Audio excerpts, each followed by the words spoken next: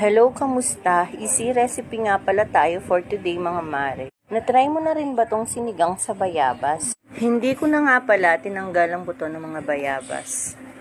Pinalambot ko na nga pala kanina yung karne at pagkatapos ay inilagay ko na rin ang bayabas. At nang kumulo na ay pinagsunod-sunod ko na rin ilagay ang mga gulay. Hayaan lamang kumulo hanggang lumambot ang gulay.